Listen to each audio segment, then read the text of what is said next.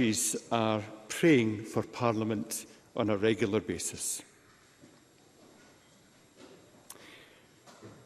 This comes from Luke chapter 10. Which of these do you think was a neighbour to the man who fell into the hands of robbers? The expert in the law replied, the one who had mercy on him.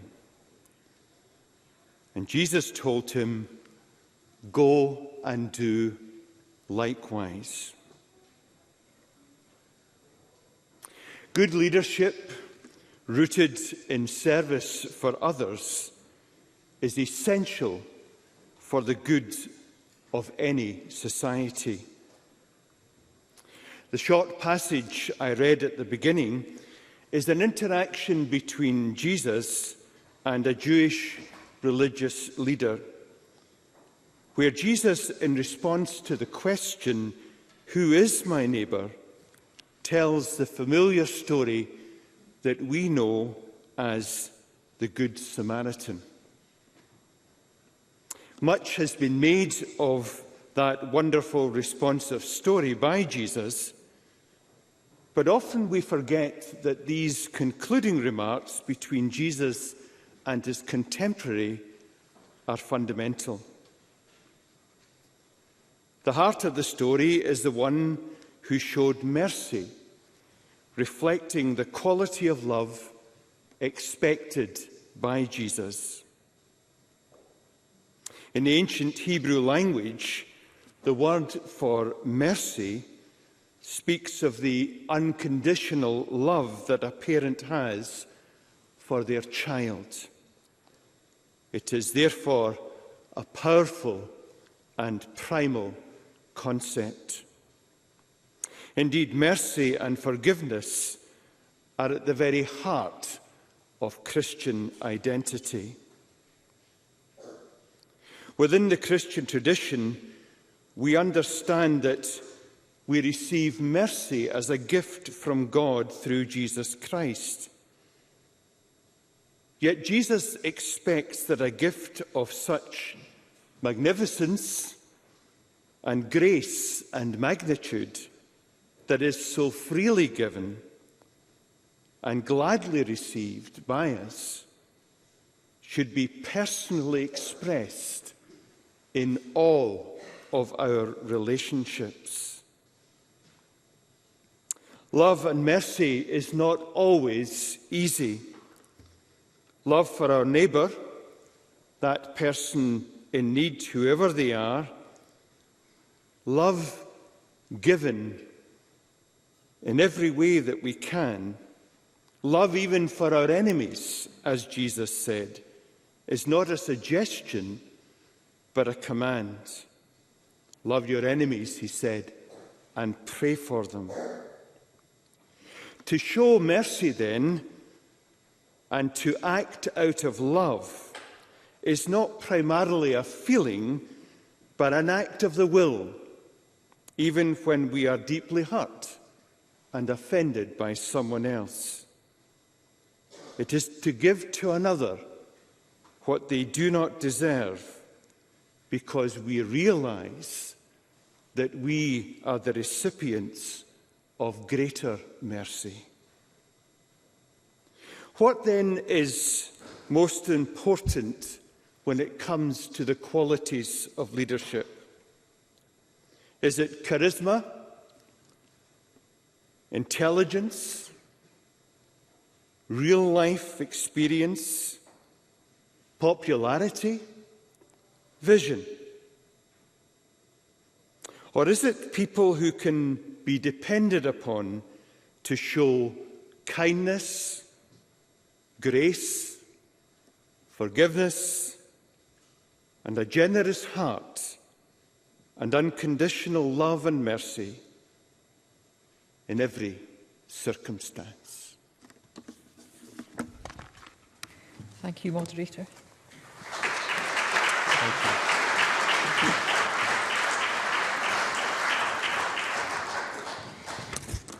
The next item of business is topical questions, and at question number 1 I call Pam Gossel. Thank you, Presiding Officer. To ask the Scottish Government whether it will provide an update on targeted councillor funding for the colleges and universities. Minister Jamie Hepburn. Since 2019-20, we have invested over £13.5 million to provide almost 90 additional councillors in colleges and universities, exceeding our programme for government commitment to support the recruitment of 80 such posts. We are committed to meeting our programme government commitment to provide additional funding for the entirety of academic year 2022-23. We're the only UK nation funding student councillor provision in this way. Pam Gossel. I thank the Minister for that response.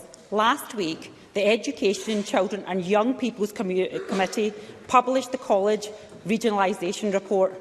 The report found that this targeted councillor funding was critical for students. So can I ask the Minister, has demand for mental health counselling increased over the 4-year period in which dedicated funding for counsellors have been provided? And how will future demand for these services be met if this financial support is not available beyond the end of this academic year? Minister. Well, just on that last point, what I would say to Ms Gossel is one of the things we've committed to is taking forward the publication of a student mental health action plan. That will be forthcoming very shortly. We have not made any final decision in respect of further funding beyond the end of the year, so no final decision has been taken in that regard. We recognise the importance of the investment we've made thus far. We do want to see that the work that's been done there to be enabled to continue to support students through what we know has been a difficult and challenging time, and fundamentally that's what the Mental Health Action Plan will continue to seek to respond to. Pam Gossel. I thank the Minister for that response. Minister, we already know the drastic reduction some colleges will be making in response to the SNP's funding settlement. One college is planning for staff redundancies up to 25% over the next few years. This is not a unique situation. 21 college principals have written to the Scottish Government pleading for help. These counsellors can provide a life-saving service for many students who are struggling with their mental health. Following these pleas, can I ask the Minister, will he set out the Government's position on compulsory redundancies and ensure that all college students can access the services they need? Minister. Well, just on the point that Ms Gossel has made around the letter from the 21 college principals, I'm aware of that correspondence.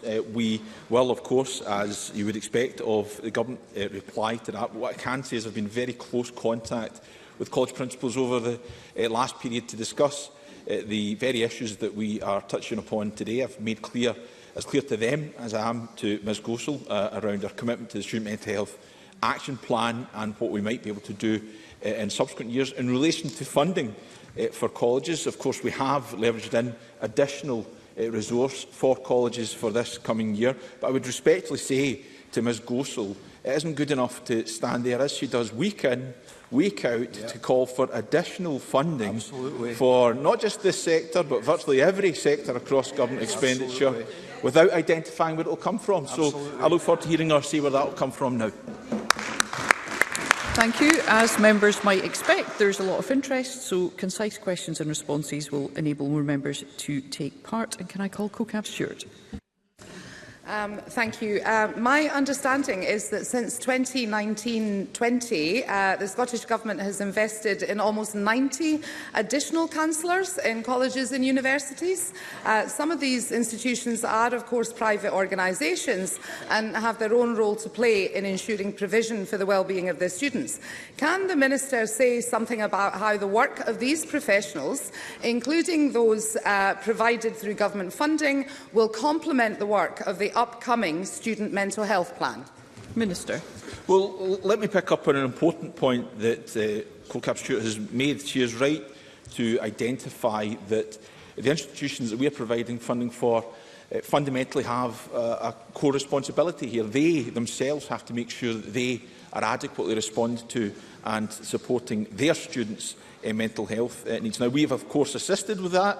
We provide a substantial package of funding to universities and colleges. We provide this additional funding to support the recruitment of these counsellors, and through our Student Mental Health Action Plan, we will seek to build on that to make sure that we're supporting the resilience and mental well-being of students across the country. Katie Clark. 128,000 people have signed a petition to the UK Government calling for the creation of a statutory legal duty of care for students in higher education. A duty of care already exists for staff and for students under 18. Would the Minister explore introducing a statutory legal duty of care for students in colleges and universities? Minister. Well, I can't earnestly say that it will be me that's doing it, of course, but that is something I think that the Government should reflect on. Willie Rennie. It's a little bit more positive what the Minister says, that no final decision has been made about future funding. But it does leave these staff in limbo, and I hope that the Minister will act with a little bit more haste to make a quicker decision about this, because these mental health counsellors have provided an invaluable service for vulnerable students across the college and university sector. So how much longer will they have to wait? Minister. Look, I understand the point that Mr Rennie makes, and it is one I take seriously, because we do have to try and give that clarity. He'll understand, of course, we have to go through the usual process that we undertake, and we have made that commitment to the Student Mental Health Action Plan, which will be forthcoming very soon. And my own perspective is that we shouldn't disaggregate these issues too much. But I take on board the point, and it's something we need to provide in terms of clarity to the institutions as soon as possible. Ross Greer. Thank you. The Health and Wellbeing Census shows that for many young people, challenges with their mental health begin at school, before college or university. So can I ask the Minister for an update on what progress has been made towards the Butte House Agreement commitment that every young person has a right to access in-school mental health counselling if they so require it, which should hopefully in turn reduce the demand for college and university mental health support services? Minister. Well, this is a fair reminder that we have a duty to support the mental wellbeing of all young people in Scotland. We continue to provide £16 million to local authorities towards the commitment to make sure that every secondary school has access to counselling services. Authorities across the country have confirmed that all schools do have such access. Authorities provide us with 6 monthly reports on the services, and the latest reports to be analysed show that just over 14,500 young people accessed the service between January and June 2022, with over 6,000 of those young people reporting improved outcomes, with the majority of the remaining young people still accessing the service and with their outcomes to yet be captured but to be reported in due course. Question number 2, Faisal Chowdhury. Thank you, Presiding Officer. To ask the Scottish Government what action it is taking in response to recent reported analysis by Health Equals, which shows that poverty-driven health inequalities are reducing life expectancy amongst people who live in the most deprived areas. Minister Marie Todd. We are using all of the powers and resources available to us to tackle poverty, reduce inequality, increase healthy life expectancy and thus create a fairer Scotland. The Scottish Government has allocated almost £3 billion across 22 to 23 to mitigate the damage inflicted on households by the UK Government's cost of living crisis. We're providing free school meals, increasing the numbers of hours of free childcare. We've already increased the Scottish Child Payment to £25 per week, supported 1.85 million households with council tax reduction and uprated all benefits that we deliver. We'll continue to deliver free prescriptions, concessionary travel, free personal care and our Fair Work agenda. Faisal Chowdhury. I thank the Minister for that answer. As co-convener of the cross-party group on improving Scotland's health and as a member of the Social Justice and Social Security Committee, I'm well aware of the disparities faced in Scotland in terms of health. In 2018, a study showed that a boy born in Muirhouse had a life expectancy of 13 years shorter than that of a boy born in neighbouring Cramond. Analysis from the Health Foundation reported that the average life expectancy in Scotland has reduced by 4.4 years since 2013. In addition, drug-related deaths have increased and are 18 times higher in the most deprived areas when compared to the list. Can the Minister confirm what steps the Scottish Government have taken to address these health inequalities and the specific health conditions that disproportionately affect those from the most deprived areas? Minister. So we absolutely recognise the clear and inextricable links between health inequalities and poverty, and that's why we're using all of the powers and resources available to us to support families as far as possible and to tackle the underlying causes of inequality in our national mission to tackle child poverty. We're also, as you're aware, being on the CPGs that you're in, we're also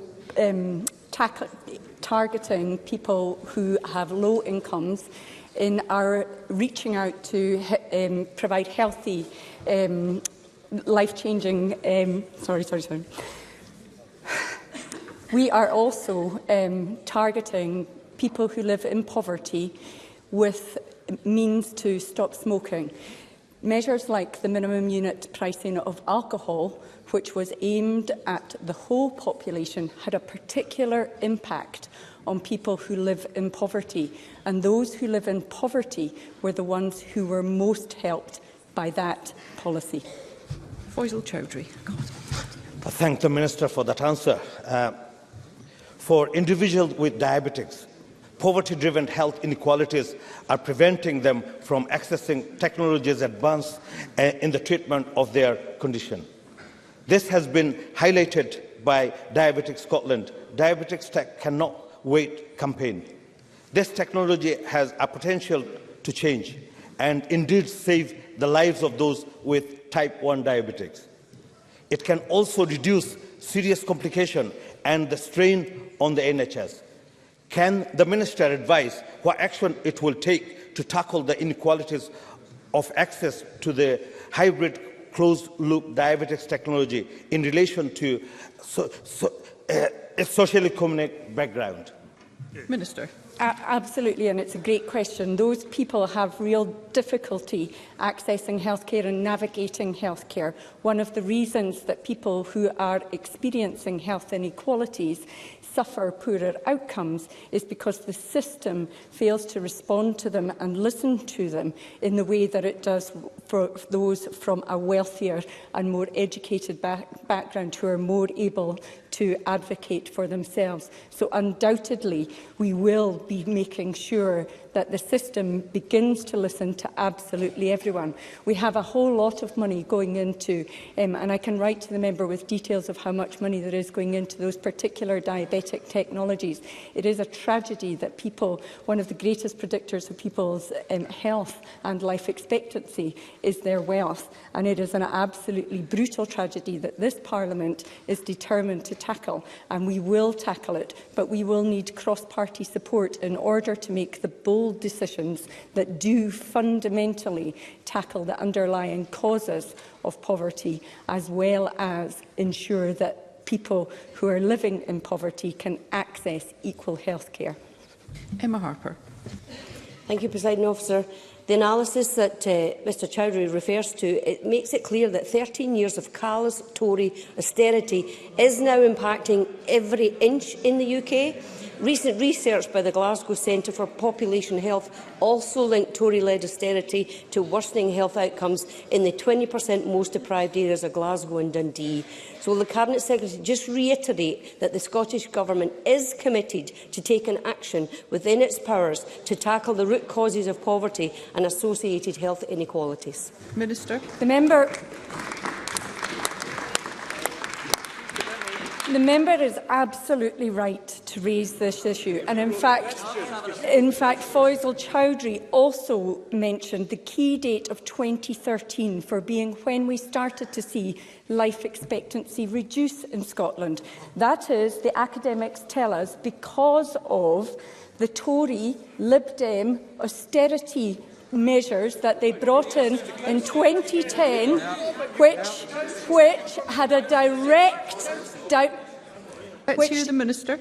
Which is a policy which is absolutely life-shortening for people in Scotland. It has had a life-shortening impact on people living in Scotland. I hear them chuntering from a sedentary position 16 years. The academics are exceptionally clear on this point. Austerity, the political choice to pursue austerity politics, has been life-shortening for people in Scotland and continues to be so.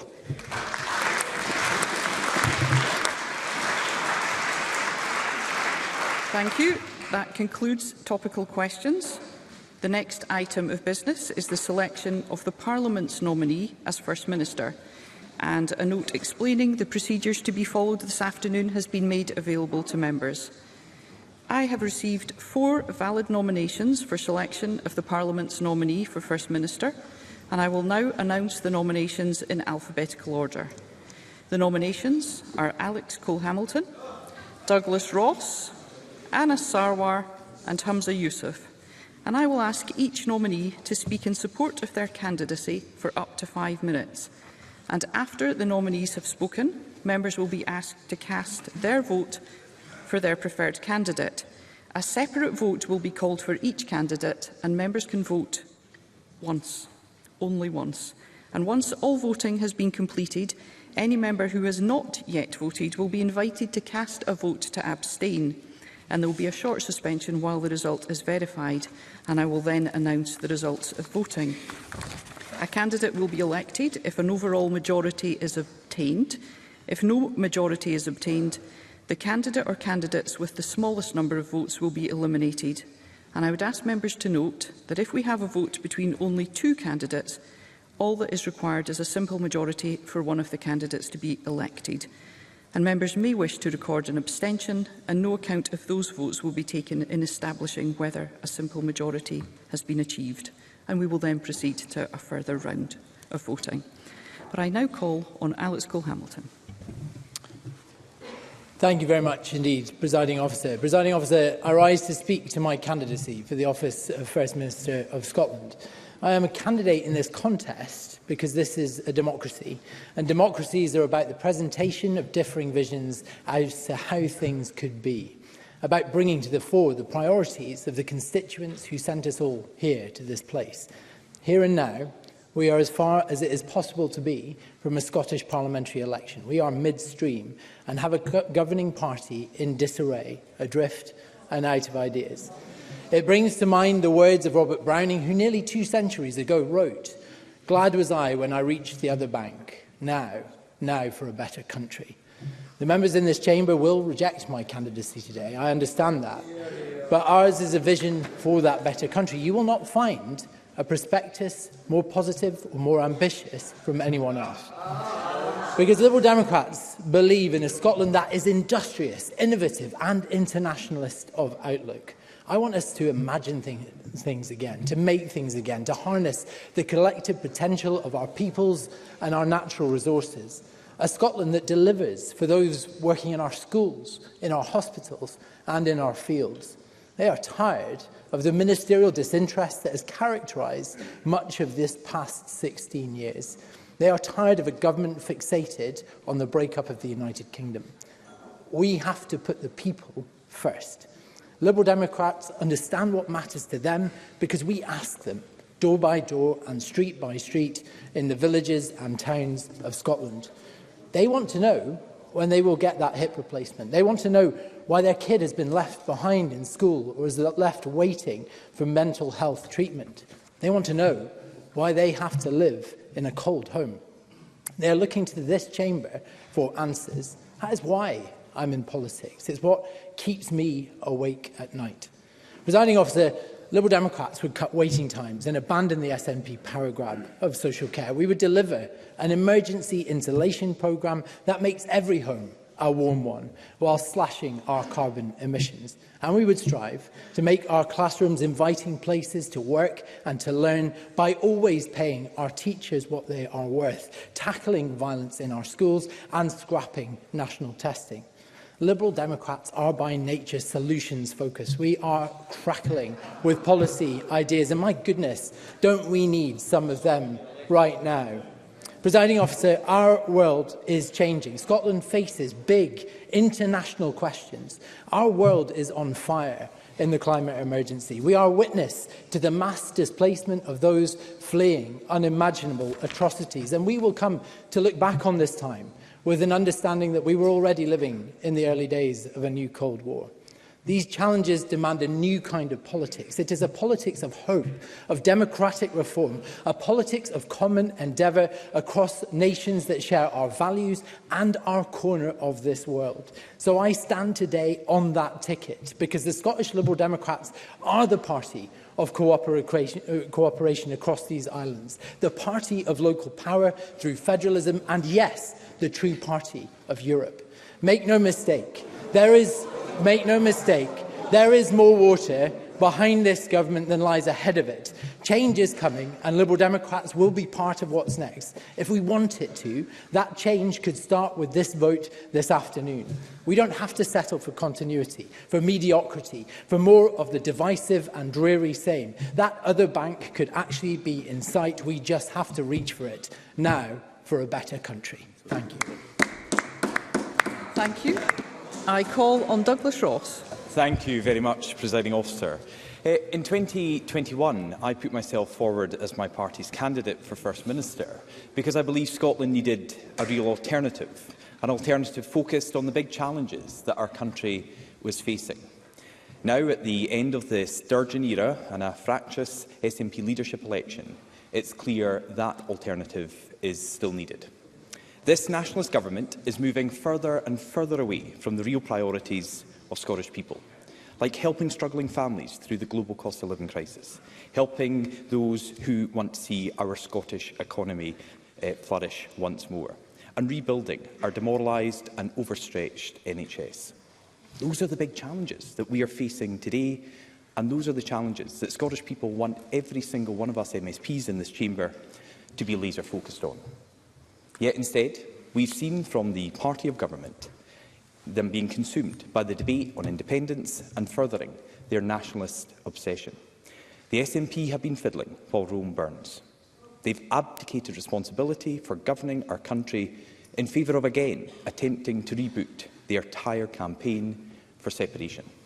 And Humza Yousaf has been at the forefront of this debate. He has said that every election should be about independence.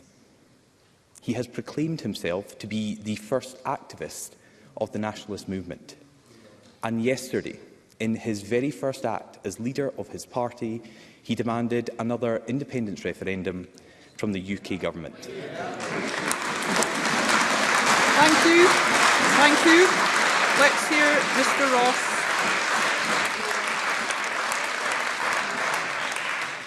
An image, if you needed it, that the nationalists have the wrong priorities for this country. Because at a time when our country needs national leadership, we have yet again been given another nationalist leader, but one even more divisive than the last.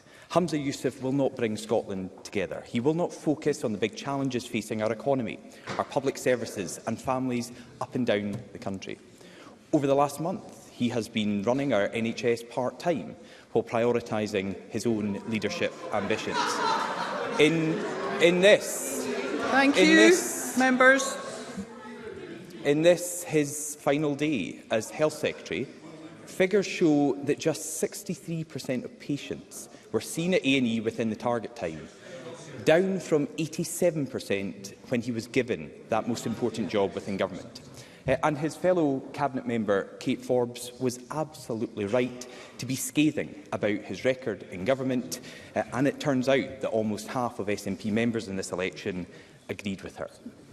Scotland needs a real alternative, focused on the big challenges our country is facing, and that's why, as leader of the main opposition party in this chamber, I'm putting myself forward for the position of First Minister. Now, we already know the way the votes are going to go. Humza Yousaf has stitched up a backroom deal with the Greens to keep his nationalist government in power. Thank you.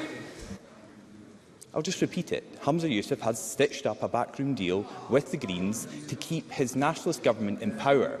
And with an anti-growth party within government, Sadly, Scotland will be the poorer as a result. But today is also about the future, because the contest that the SNP have just been through shows beyond any doubt that the SNP are not invincible, that continued nationalist government in Scotland is not inevitable. As we enter into the post-Sturgeon era, we can see that the post-SNP Scotland is also in reach. A chance to bin the nationalist never-endings and put the real priorities of Scottish people first. It's past time that the SNP paid the price for their failures in government and single-minded focus on dividing our country with another independence referendum.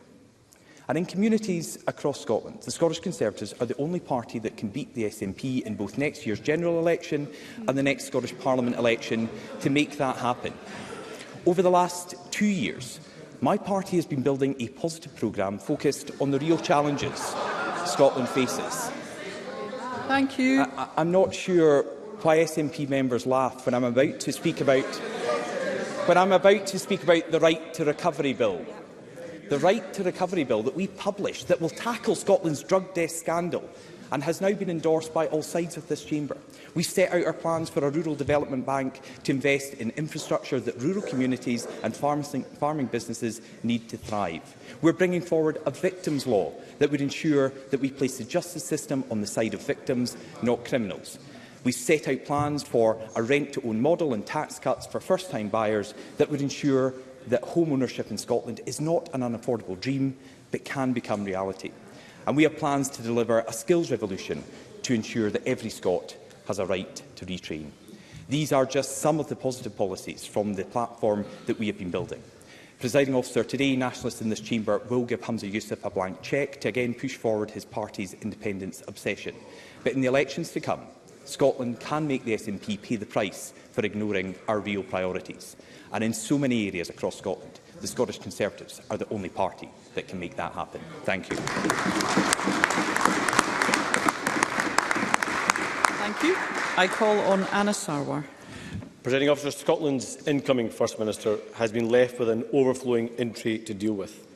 Our country is in the grip of two devastating crises: an NHS crisis brought about by the current SNP administration's failure to prepare, and a cost-of-living crisis created in Downing Street with rising bills, higher food costs and rampant inflation. Our next First Minister must urgently prioritise these challenges. The people of Scotland will expect nothing less. And they will not forgive a First Minister who chooses instead to focus on their own priorities. I pledge to always put the people's priorities first. Because following Nicola Sturgeon's long period in office, we need a First Minister for all of Scotland, not just a First Minister for half the country. As someone once said, more of the same is an acceptance of mediocrity. Continuity won't cut it. The conclusion of the bitter SNP leadership contest does not bring an end to the division and incompetence that has been on display in recent weeks. And when we look at that entry awaiting in Butte House, it's clear that we need a First Minister without the distractions of a broken political party behind them and without the culture of secrecy and cover-up which has been the hallmark of 16 years of SNP government. A regime that has left us with record A&E waiting times, with 1 in 7 Scots on an NHS waiting list, record drug deaths, record vacancies for nurses and doctors in our NHS, record levels of homelessness, an entrenched attainment gap, falling business numbers, the ferry scandal, broken promises on green jobs, devastating cuts to councils. And only last week, the damning verdict on child poverty in the Scottish Government's own report. Little recent change. We need change. People across our country are crying out for the answers to the real issues that they are facing. Our task is to show that Scotland can have a better, more exciting and more prosperous future if we unleash our country's potential. A better future for Scotland starts with a plan to unlock the extraordinary talents and innovation of the Scottish people. A plan where we create more highly paid jobs, high-tech industries and more chances to reskill so that working people in Scotland are better off. A Scotland where our public services are once again the envy of the world. Scotland is crying out for change, but a new SNP First Minister isn't going to be enough. Scotland needs something different than a continuity candidate. After years of failure under this SNP administration, we need a First Minister who truly believes in the extraordinary potential of the Scottish people. Because I know our country can do so much better. But we need a First Minister with the political will, the belief in our people and our nation, and the driving ambition to deliver the change Scotland needs.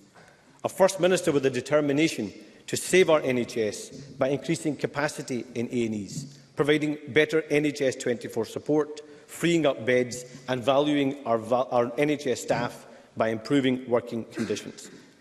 A First Minister willing to listen to the worries of people and businesses across Scotland as they struggle with the cost of living crisis and who is prepared to take action to help. A First Minister who recognises that being green isn't about propping up a failed government in return for ministerial jobs, but is actually about delivering actual green jobs and putting Scotland at the heart of the UK's renewables revolution.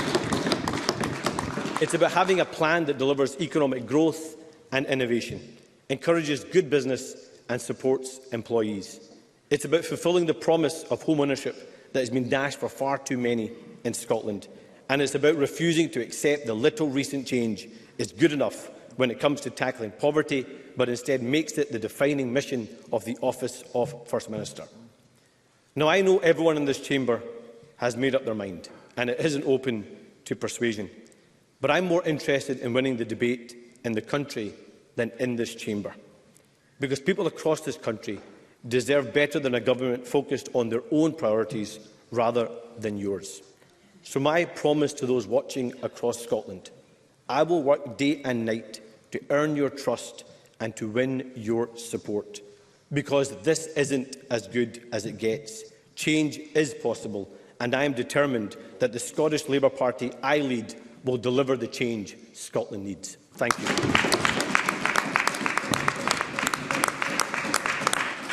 Thank you. And I call on Humza Yousaf. Presiding Officer, it is a privilege of my life to stand before you and fellow MSPs as a nominee for First Minister of Scotland. While I, of course, have made up my mind who I'm voting for, can I thank the other nominees for their remarks. When my predecessor made her opening contribution on this occasion in 2014, she rightly remarked that two female party leaders, herself and Ruth Davidson, being nominated was a good advert for modern Scotland. She was, of course, right. It was also quite a signal of the progress that we have made as a country, as well as a parliament, that two of the candidates putting themselves forward are from our minority ethnic communities, that a majority of MSPs in this parliament belong to parties led by two people of colour, two people of the Muslim faith. And the fact that no one bats an eyelid at this tells me we are making progress in our nation, for which we should all be very, very proud indeed.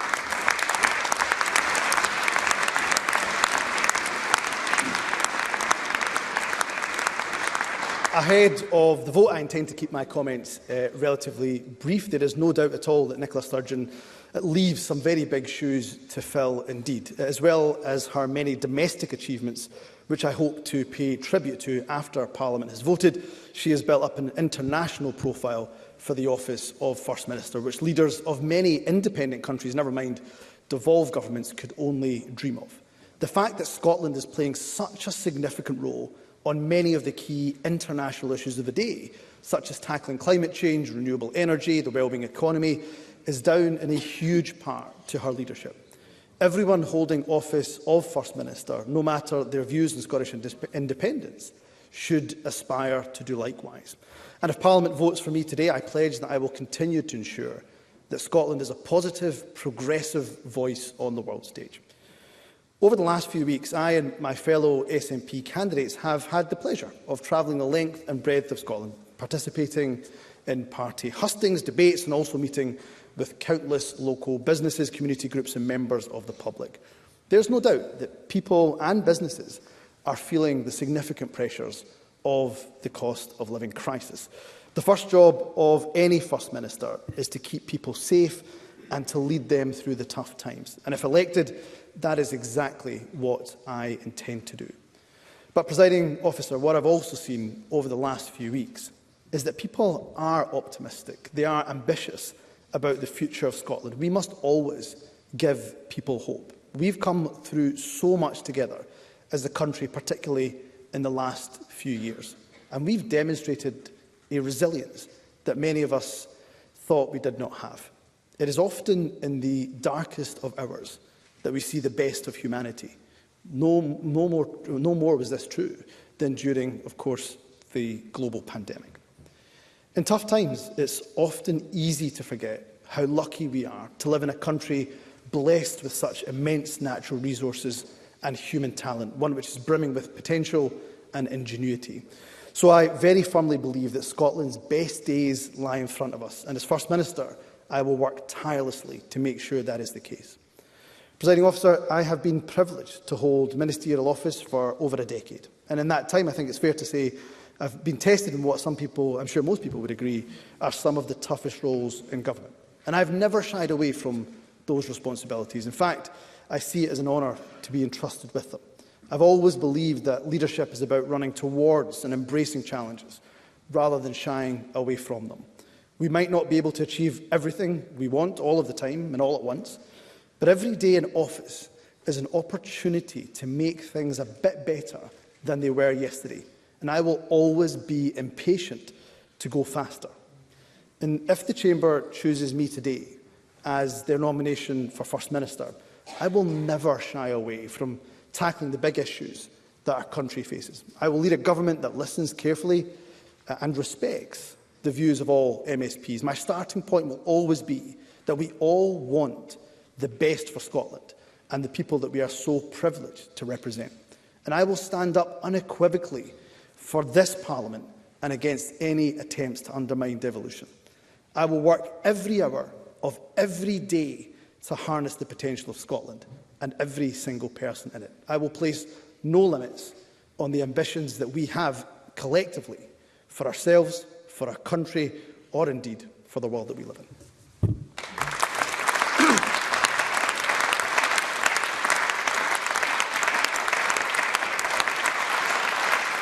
Thank you. Before we move on to the vote, there will be a short suspension to allow members to access the digital voting system.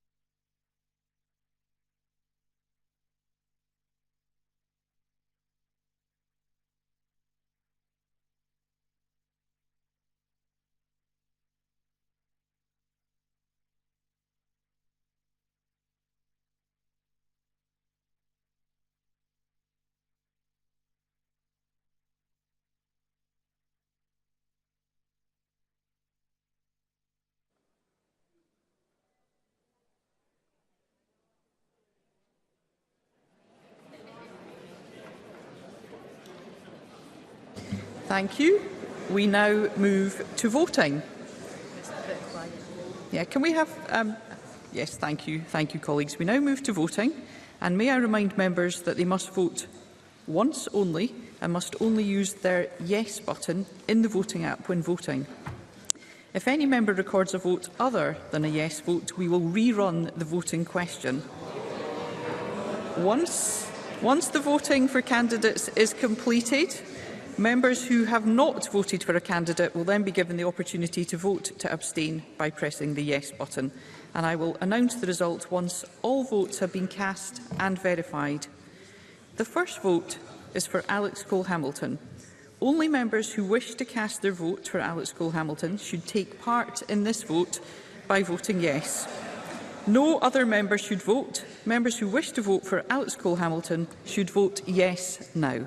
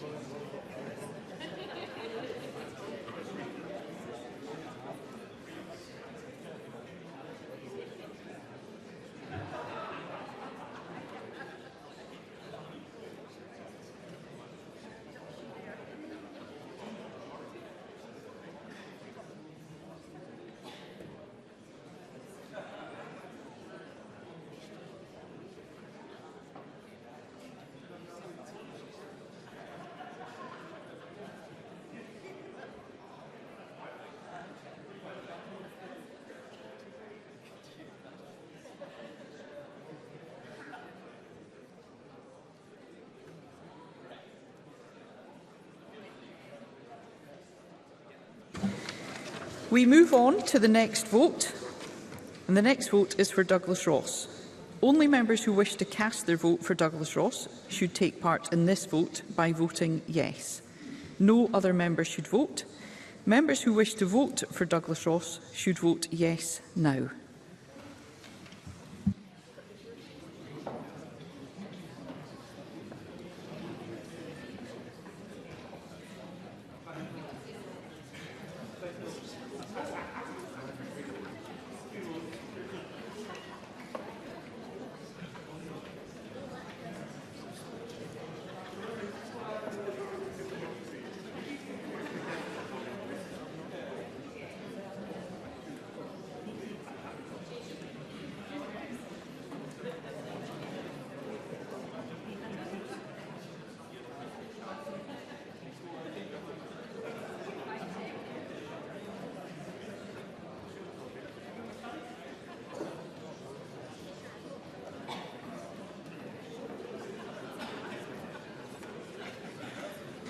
The vote is closed.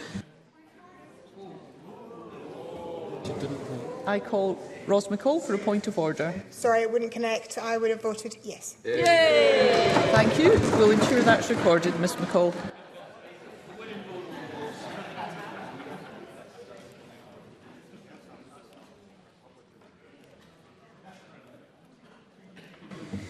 We move on to the next vote, and the next vote is for Anna Sarwar. Only members who wish to cast their vote for Anna Sarwar should take part in this vote by voting yes. No other members should vote, and members who wish to vote for Anna Sarwar should vote yes now.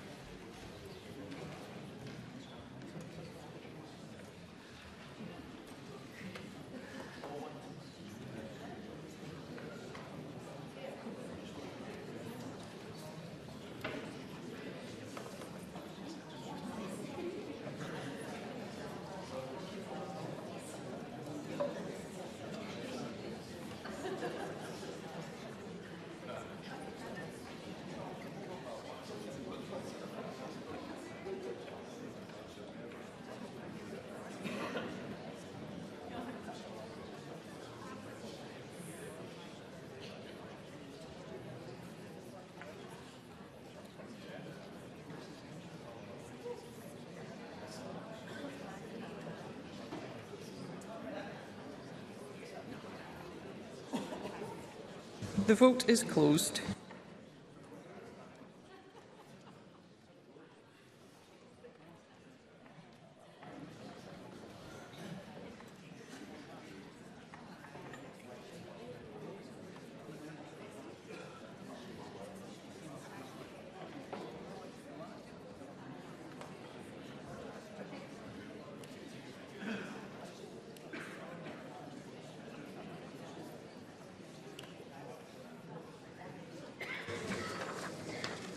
We move on to the next vote. The next vote is for Humza Yousaf. Only members who wish to cast their vote for Humza Yousaf should take part in this vote by voting yes. No other members should vote. Members who wish to vote for Humza Yousaf should vote yes now.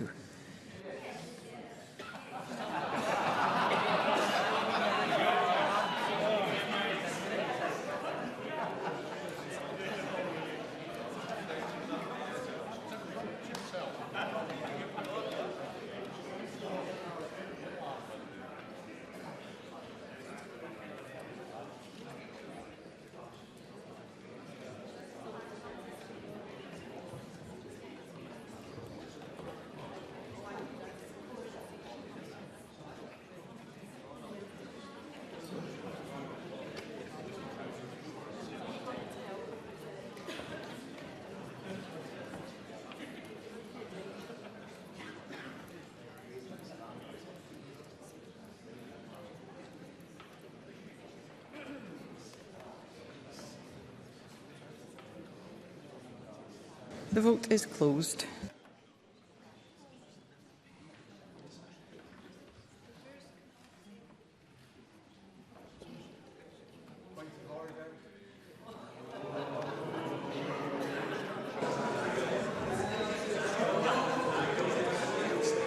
I can confirm that you have voted, Mr Stewart. Okay, thank you.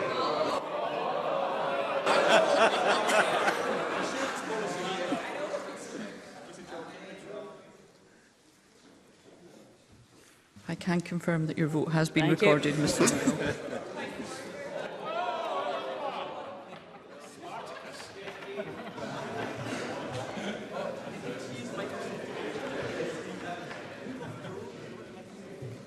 I can confirm that your vote has been recorded, Ms Stevenson. Thank you. Point of order, Ms McKelvey.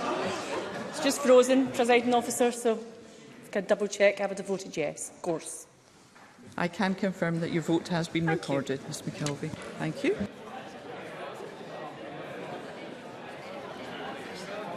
Thank you. That concludes the votes for all candidates. The next vote is for any members who have not yet voted and who wish to record an abstention. Members wishing to abstain should press their yes button now.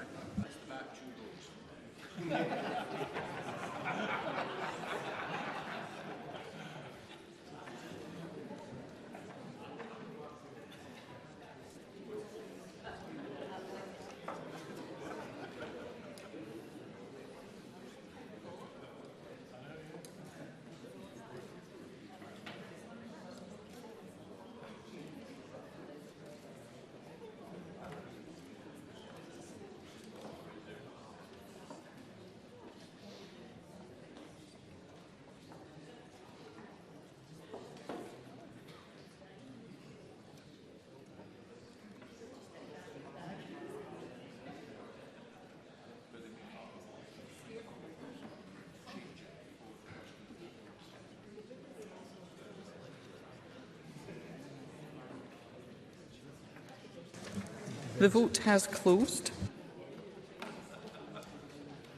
That concludes this round of voting, and there will now be a suspension while the votes are verified.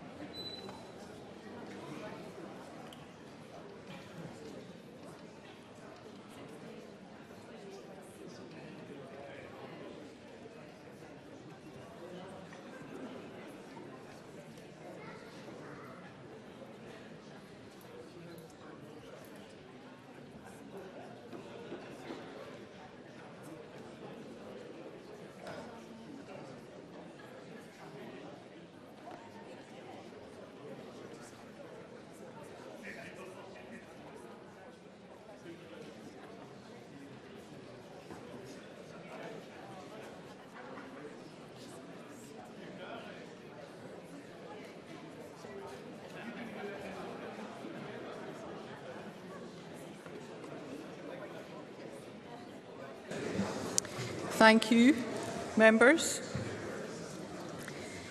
In this round of voting, in the selection of the Parliament's nominee as First Minister, the number of votes cast for each candidate is as follows. Alex Cole-Hamilton, 4. Douglas Ross, 31. Anna Sarwar, 22. Humza Yousaf, 71. As an overall majority has been reached, the candidate selected as the Parliament's nominee for the position of First Minister is Humza Yousaf.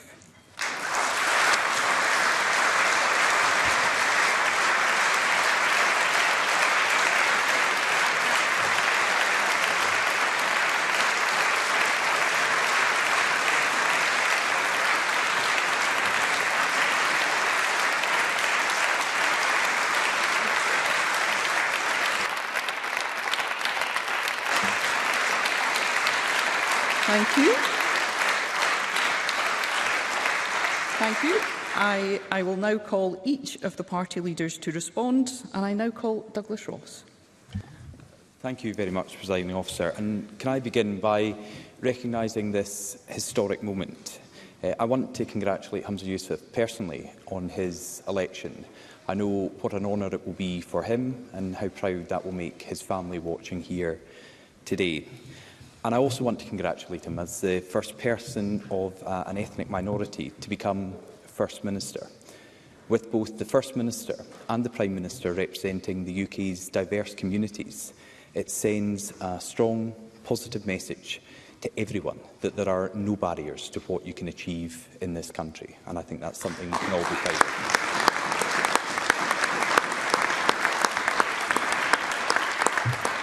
That's probably where the consensus is going to end, but they are genuine, heartfelt. Because, I have to say, regrettably, the new First Minister seems to be doing his best to imitate his predecessor. Instead of setting out a platform to focus on Scotland's real priorities, Humza Yousaf has confirmed that he wants to continue the constitutional conflict with the UK Government, continuing to attempt to appeal to his divided party rather than the wider Scottish public. The record player has changed, but the tune remains the same. And I think history will look back and judge this to be a massive missed opportunity for our country. While we on this side of the chamber will always look to cooperate with the Scottish Government when it is exclusively focused on tackling the big challenges that Scotland faces, the tone that Humza Yousaf has set for his government in choosing to double down on his party's independence obsession suggests that those moments may be few and far between. So the Scottish Conservatives will hold Humza Yousaf's government to account when it strays away from the key challenges facing Scotland today. And we will always stand up in this Parliament for the ideas and values that represent the real priorities of Scottish people. I note that with the election of Humza Yousaf as leader, we remain in the position that I am the only party leader that doesn't represent a seat in one of Scotland's two largest cities.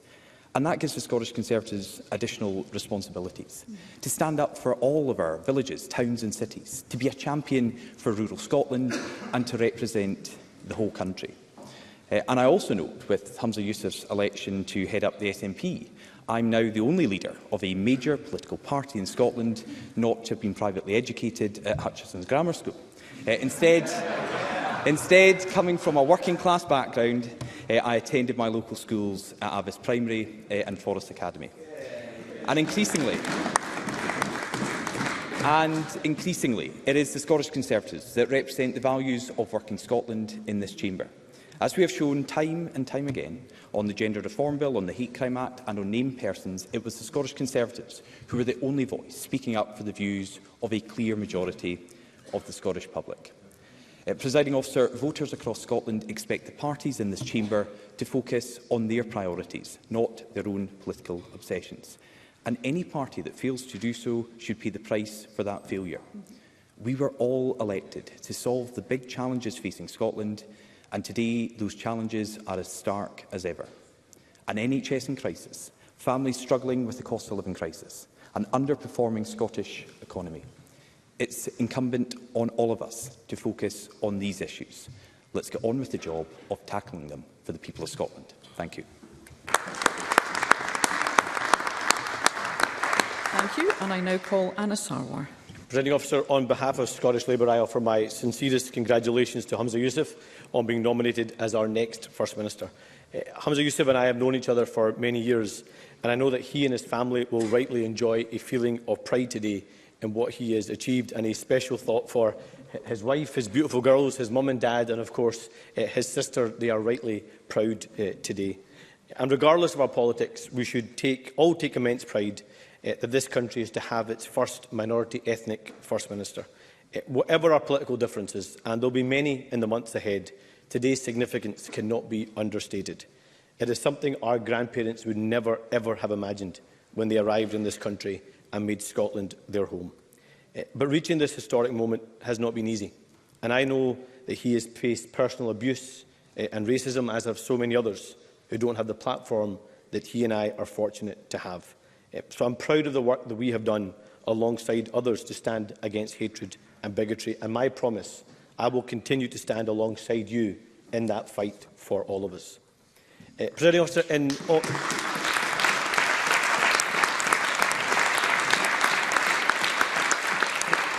in extending my congratulations to Humza Yousaf on being appointed as the First Minister from a minority ethnic background, for obvious reasons, I hope he's not the last. In the meantime, however, as I said in my remarks earlier, we need a First Minister for all of Scotland. During the SNP leadership contest, which we have all watched with disbelief, I understand he had to pander to his party faithful by promising to prioritise independence. But I urge him now to leave the inward-looking and divisive approach behind and work on behalf of every person in our country, regardless of their constitutional position. Because nothing is more important right now than the twin crises that our nation faces: the NHS crisis created by this SNP government and the cost of living crisis exacerbated by the Tories. And that's not all that's in the entry. The new First Minister has been left to pick up a catalogue of failure by his predecessors, and the challenge ahead is immense. After 15 years of SNP rule, not a single institution in Scotland is stronger. And I hope this moment ushers in some better governance for the people of Scotland. But if I'm honest, I don't hold out that hope. It is clear that the SNP does not have the answers that Scotland needs. The First Minister now leads a chaotic and divided party out of touch and out of ideas. There are those who would describe today's events as a coronation without an election. You could even say, quoting, a farce inflicted on Scotland, and that the SNP has failed a democratic test. I know that might cause discomfort with some on the government benches, but these aren't my words. They're the words of John Swinney when he was making this speech in 2001. Because while Mr Yousaf has inherited the SNP's woeful record, he has not inherited Nicola Sturgeon's mandate. That's why we need an election, because only through a change of government will we be able to truly deliver the better governance that Scotland needs. So if the First Minister is, as he describes himself, a democracy defender, he would call that election now. But if he lacks the courage for that, then the least we can ask is that he use the power of government to change people's lives for the better. This Parliament has the immense power to change Scotland. That should be the opportunity ahead of us. So again, my promise: where we can find consensus or common cause in this chamber, we should work together. When we disagree, as we inevitably will, from these benches we will always attempt to offer positive alternatives. It is the job of everyone in this chamber to look to the future, not to the past, and to help realise the unfulfilled potential of devolution. We can do that if we rise to the ambition of the people of Scotland. For that I will strive every day. He must do the same. Thank you.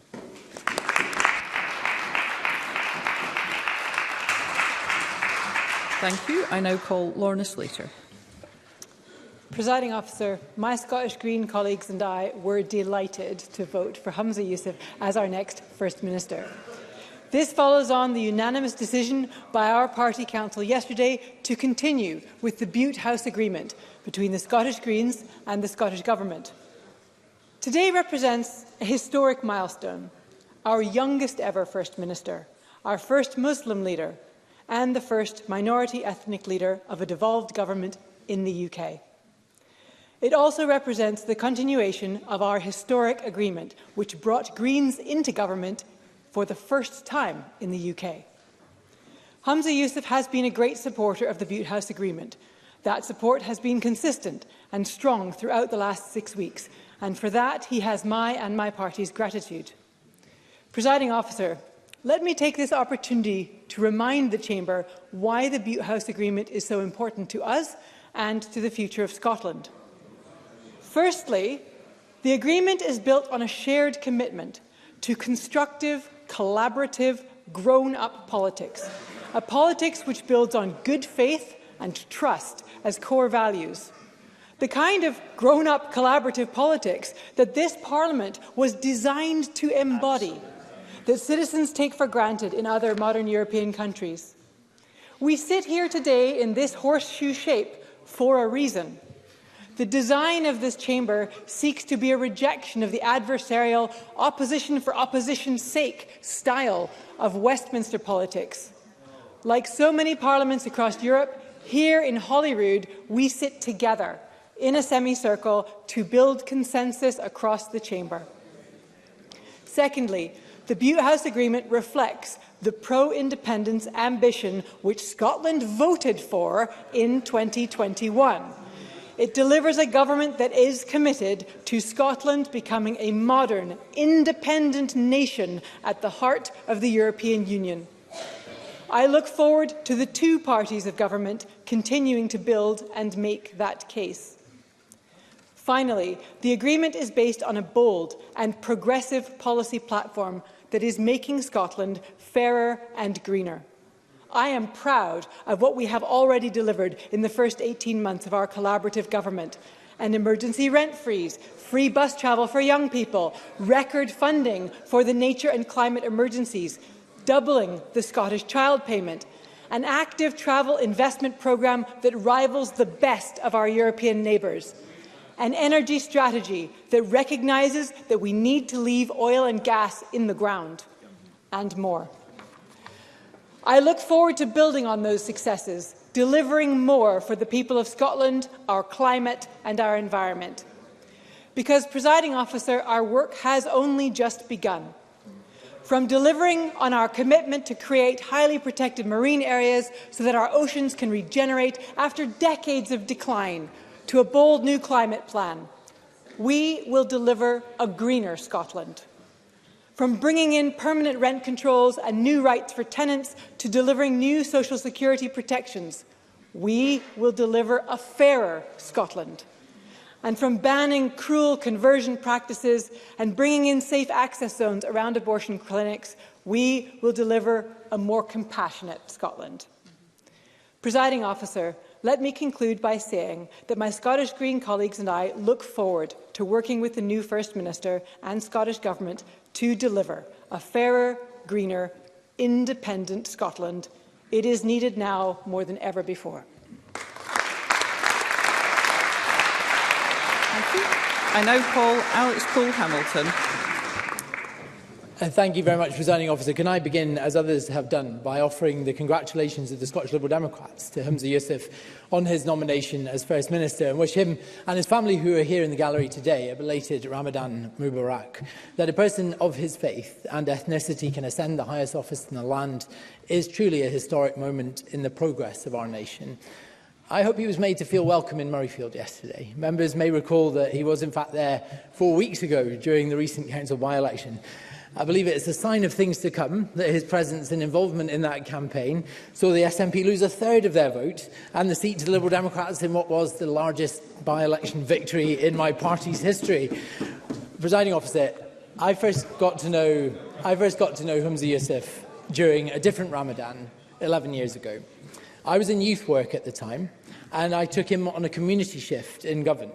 Fasting, he had not had a drop of water or anything to eat, and we walked for 9 miles over 5 hours, talking to young people along the way and engaging them in activities. As he'd been recently elected, he didn't want his local recognition to get in the way of his interactions with young people we met. So he asked myself and the other youth workers to introduce him simply as Harry. We duly did that. Everything went fine. He passed on without recognition until one young lad we met in Elder Park piped up, "Yeah, but aren't you Harry Yousaf off the telly?" Presiding Officer, the measure of effective leadership is to listen to and to recognise that a good idea is a good idea, regardless of whether it comes from those kids in Govan or from the opposition benches. It is being willing to reach across the aisle when times get tough, like we all did in the early days of the pandemic. And the measure of effective leadership is to raise the standard of public debate above the divisions of the past. It's about grown-up politics. In 16 years, we haven't seen a great deal of that. The new First Minister has said he will talk to all opposition leaders. I welcome that, and he has my number. And I will tell him about our desire to see a dedicated mental health minister who will actually clear down waiting lists. I will tell him about the desperate need for more support and meaningful care pathways for nearly 200,000 Scots suffering long COVID. About the mums in the far north forced to travel 2 hours down the treacherous A9 to give birth because their maternity unit was closed. About how we could lift attainment in our schools through a nursery premium and by attracting and retaining the best teachers. About the pig's ear of a good idea that is a deposit return scheme which will take Scottish produce off Scottish shelves. And about why this government needs to stop the dumping of raw sewage in our rivers and on our beaches. I could go on, because there is a disconnect between the focus of the governing parties and the needs and interests of this country. People are turning away from the divisions of the past, and their patience for those who deviate from what matters to them is finite. Change is coming for both of our governments. We need to fix our broken politics and restore integrity. I didn't prevail today, but just like in Murrayfield, change is coming, and the Scottish Liberal Democrats will be part of what's next. But for now, I want to recognise this is a significant day for Humza Yousaf, as it is for the diversity in our country. Well done, Harry. Thank you, and I now call on Humza Yousaf. Can I thank the other party leaders for their remarks? I'm aware, very aware, of course, that they may never be so nice to me again. And while the vote may have seemed like a formality, the fact that a few of my colleagues raised a point of order just after voting for me did raise my blood pressure ever so slightly. Let me also remind Anas Sarwar in particular that I have his father's number on speed dial, so if he is not nice to me, I will be having words. The generosity of comments that have been made matches the spirit of the remarks that were made by Donald Dewar 24 years ago when he became Scotland's First Minister. Donald Dewar emphasised, and I quote, the common aims that we share across this chamber of giving people a better life and a better future. The government I lead will dedicate itself very much to those aims, and I hope to work with colleagues across the chamber in doing so. And this is a proud day for me, a proud day for my family, and I can hear my 3-year-old speaking and waving to me from the chamber. I'm only on my second page, darling. There's a little bit more to come. It is a really proud day for me and my family. I hope it's also a proud day for Scotland, as it speaks to our values as a country, as I stand here as the first ever Muslim to lead a Western democratic nation. You try telling that to 16-year-old Humza Yousaf, who post 9/11 was questioned constantly about his loyalty to this country. We have, Presiding Officer, collectively come a long way. I am joined by too many family members and friends to mention, but I hope the Chamber will indulge me, Presiding Officer, as there's a few that I would like to mention. My mum and dad have always been unwavering in their support of me. As a young Scots Asian, it was often the norm of expectation that we would end up as either doctors, dentists, pharmacists, accountants or lawyers. But I remember vividly the nerves I felt in the very pit of my stomach the day I decided to tell my parents that I wanted to study politics instead of law. Far from giving me, as my mum put it in news reports yesterday, a clip round the ear, they could not have been more supportive, saying it was vital, it was important that people like us were also represented in politics. From that day to this very moment, they have encouraged me every single step of the way. I could not be making history without them. To my wife and my girls, you are my everything, and being First Minister will not change that. It may mean that you see me slightly less often, but to my 3-year-old Amal in particular, be aware there are plenty of stairs in Butte House, so if you misbehave, there will still be a naughty step to put you on. Though, so far, I am pleased that everyone seems to be on their best behaviour. Presiding Officer, the years after 9/11 were not easy for Muslims growing up in Scotland or indeed across the UK. I've lost count of how many times my identity, my loyalty to Scotland, the only country I have ever and will ever call home, has been questioned over the years. There was a time not all that long ago when I felt I simply did not belong here in Scotland. To go from there to now leading the government as Scotland's 6th First Minister, I hope sends a strong message to every single person out there who feels that they don't belong. No matter what anyone says, no matter who you are, whether Scotland has been your home for a day or for 10 generations, no matter your ethnicity, no matter your gender, no matter your religion, no matter your sexual orientation, your transgender identity or disability, this is your home. And do not let anyone ever tell you that you are not good enough. Do not let anyone ever tell you that you do not belong. And as First Minister, I will always fight for your rights, and where possible, I will do everything I can to advance them. I will always stand up for social justice more widely and for making Scotland a fairer as well as a wealthier nation. A key priority of my government will be to protect every Scot as far as we can from the harm that has been inflicted by the cost of living crisis. One of my first conversations as First Minister will be with anti-poverty groups to explore what more we can do within our devolved powers to tackle child poverty.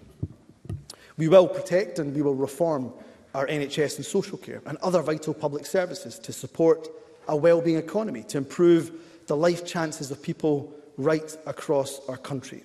We will rapidly develop plans to extend childcare, improve rural housing, support small businesses and boost innovation. We will keep the promise that we have made to people with experience of the care system. Not just young people, as important of course as that is, but we recognise that care experience is lifelong.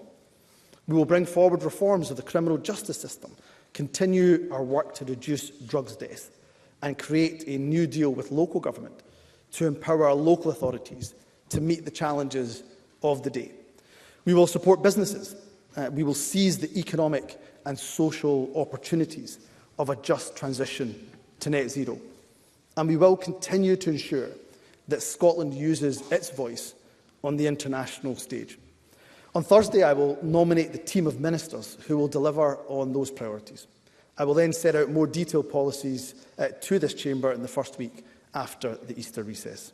I will be very proud to build on the record of the government that has been led by Nicola Sturgeon and John Swinney. The Scottish Child Payment, the expansion of childcare, Scotland's international leadership and the transition to net zero, their championing of equality. Through all of those achievements and many more besides, Nicola Sturgeon and John Swinney have both left a significant legacy, of which I am very, very grateful to them for. But I know there's also so much more to come from both of them.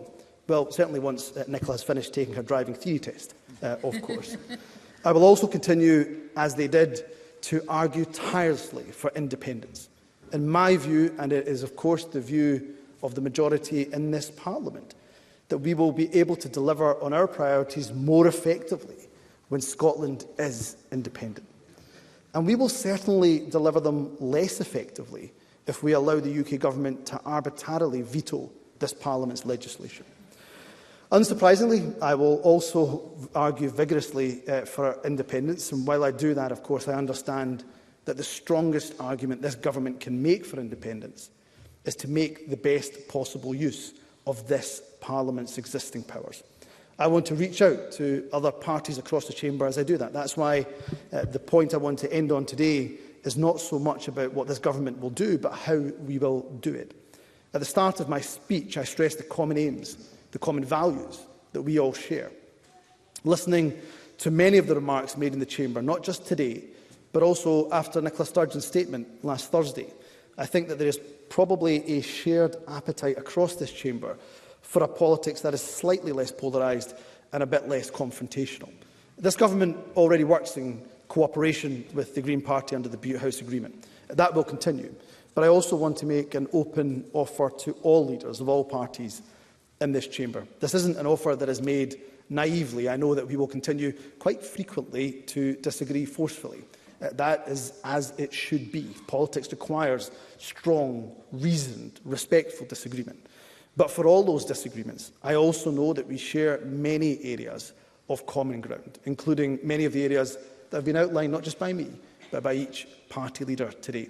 That's why I will request early meetings with the leaders of other parties in this chamber. I want to work with you where we can to achieve those shared aims. I believe there is a willingness for that in this chamber and a desire for it right across this country. And just as I will reach out within this Parliament, I will reach out beyond this Parliament too. To the UK Government, I want to stress that I will work with you where I can, when I can, in the best interests of our nation.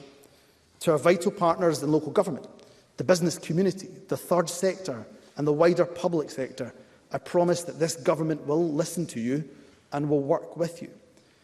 And above all else, to the people of Scotland, I want to make this pledge. I will never forget that I am First Minister for all of Scotland, regardless of who you voted for, where you live or where you've come from. Yesterday I mentioned my grandparents. I've also thought a lot in recent days of my great friend and mentor, the late Bashir Ahmed. He also came to Scotland in the 1960s. He started off driving buses.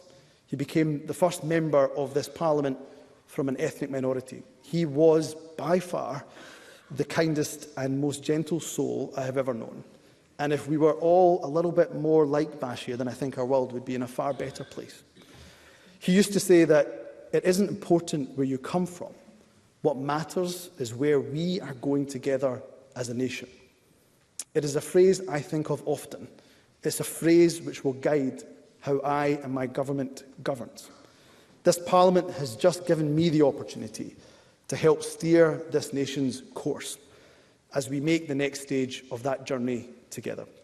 Doing that will be the honour and the privilege of my life. I will strive every single minute of every day to be worthy of it. I look forward to working with each and every one of you, as I do, in the best interest of our nation. Thank you.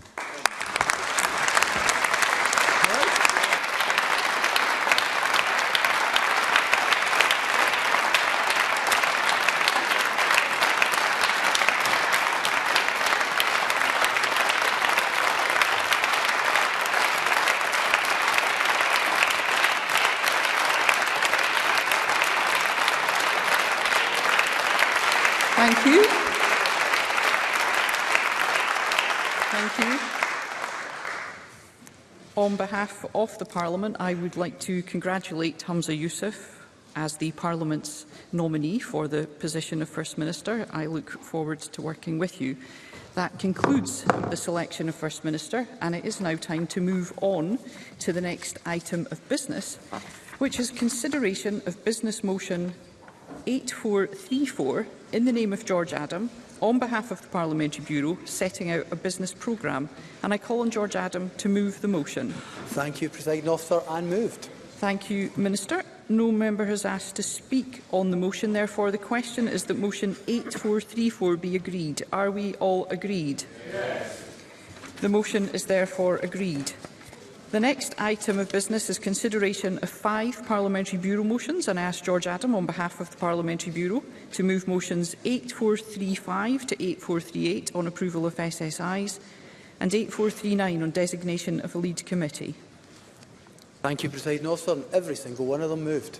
Thank you. The question on these motions will be put at decision time, and I'm minded to accept a motion without notice under Rule 11.2.4 of Standing Orders that decision time be brought forward to now, and I invite the Minister to move the motion.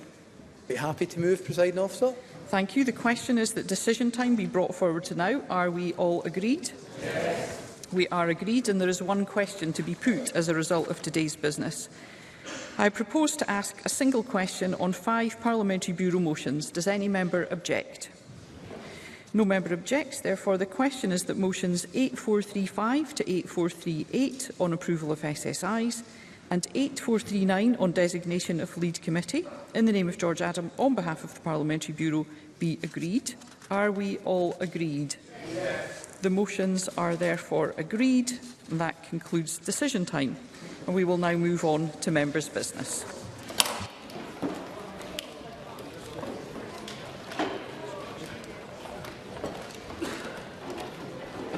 There will be a brief suspension to allow the gallery and the chamber to clear.